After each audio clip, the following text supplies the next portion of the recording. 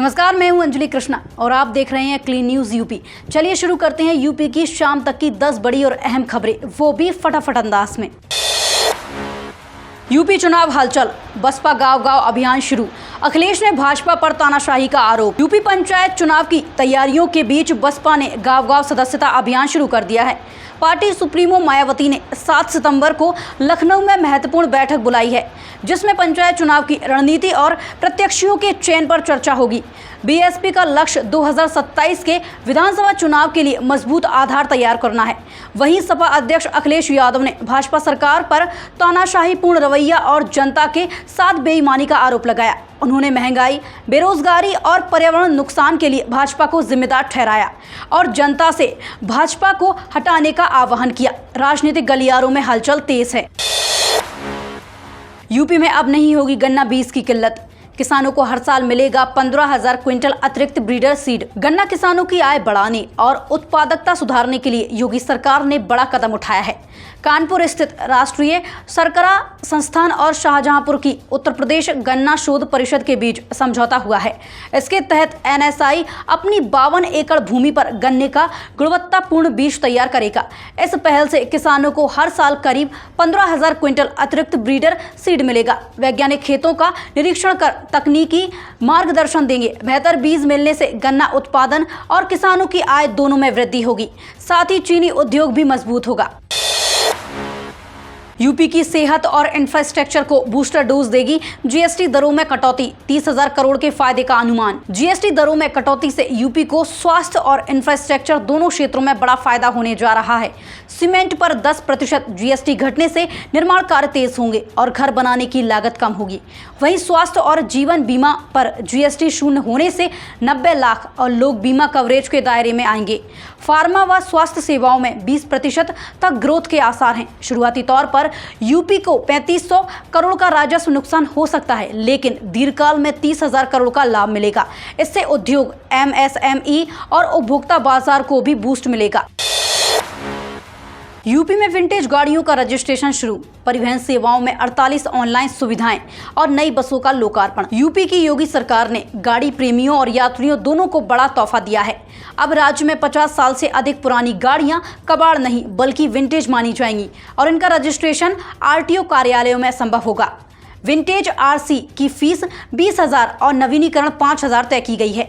दूसरी ओर सीएम योगी परिवहन विभाग की 48 ऑनलाइन सेवाएं सीएससी केंद्रों से शुरू करेंगे। साथ ही 551 नई बसें डबल टेकर सहित हरी झंडी पाकर सड़क पर उतरेंगी। इससे ग्रामीणों को सुविधाएं, यात्रियों को बेहतर परिवहन और गाड़ियों के शौकीनों को नई पहचान मिलने जा रही है।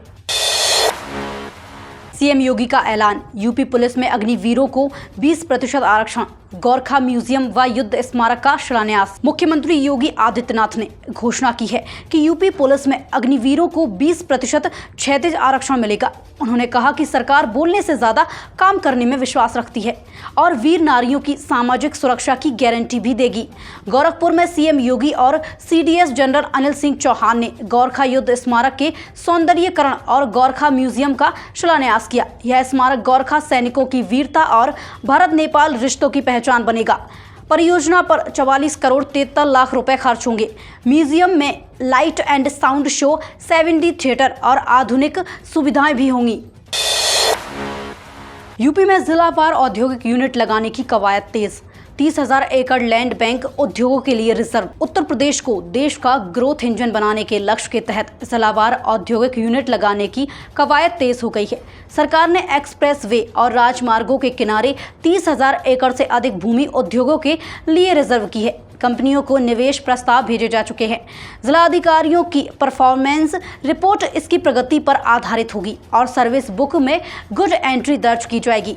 औद्योगिक प्लॉट्स के आवंटन के लिए मेगा ई नीलामी भी होगी। हाल ही में गोरखपुर, बाराबंकी और सीतापुर में 383 करोड़ से निवेश को मंजूरी मिली है। पारदर्शिता और रोजगार सृजन सरकार की प्राथमिकता है। यूपी में शराब खपत का नया रिकॉर्ड। जनवरी अगस्त में 22,337 करोड़ राजस्व। अगस्त में अकेले 3,754 करोड़ की कमाई। उत्तर प्रदेश में शराब खपत और राजस्व दोनों ने इस साल नया रिकॉर्ड बनाया है। आबकारी विभाग के अनुसार जनवरी से अगस्त 2025 तक प्रदेश ने शराब बिक्री से 22,337.62 करोड़ रुपए कमाए, जो पिछले साल से 3,021 करोड़ अधिक हैं। अकेले अगस्त में 3,754 करोड़ का राजस्व जुटा, जो अब तक का सबसे ऊंचा आंकड़ा है। विशेषज्ञों के मुताबिक त्योहारों का सीजन, मॉनसून और जीवन शैली में बदलाव इसकी वजह रहे।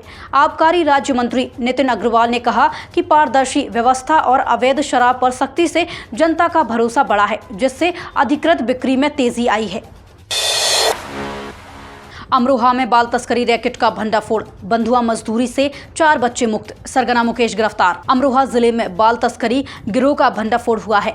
बाल कल्याण समिति, जिला प्रशासन और एनजीओ जस्ट राइट की संयुक्त टीम ने गुरुवार को देहात थाना क्षेत्र के कालीलेट पट्टी गांव से 4 मासूम बच्चों को बंधुआ मजदूरी से मुक्त कराया।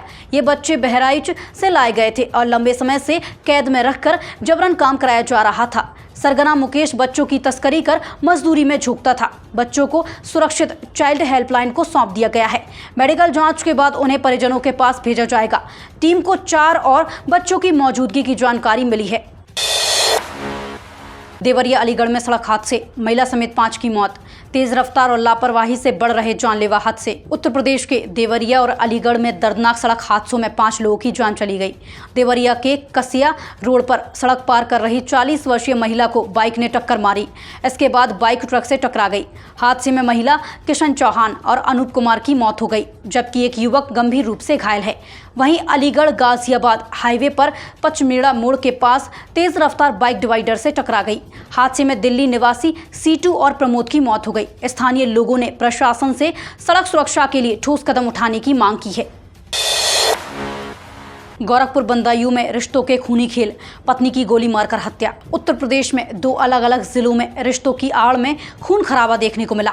गोरखपुर के शाहपुर इलाके में विश्वकर्मा चौहान ने तलाक विवाद को लेकर अपनी पत्नी ममता को भीड़ भरे बाजार में गोली मार दी। आरोपी ने वारदात के बाद खुद कबूल किया कि उसे अपने कृत्य पर कोई पछतावा नहीं है। वहीं बदायूं जिले की सहसवान कचहरी में 60 वर्षीय मोहम्मद मियां की उनके दामाद गुलशबाब और भाइयों ने पीट कर हत्या कर दी। विवाद 40,000 रुपए की मंजूरी को लेकर था। परिजनों ने बताया कि गुलशबाब पहले भी ससुर पर जानलेवा हमला कर चुका था। दोनों मामलों ने इलाके में सनसनी फैला दी है। तो ये थी यूपी की 10 बड़ी खबरें, साफ और सटीक अंदाज में, सिर्फ क्लीन न्यूज़ यूपी पर। ऐसी जरूरी और भरोसेमंद खबरों के लिए चैनल को सब्सक्राइब करें और वीडियो अच्छा लगे तो लाइक और शेयर करना ना भूलें। मिलते हैं अगली बुलेटिन में। शुक्रिया।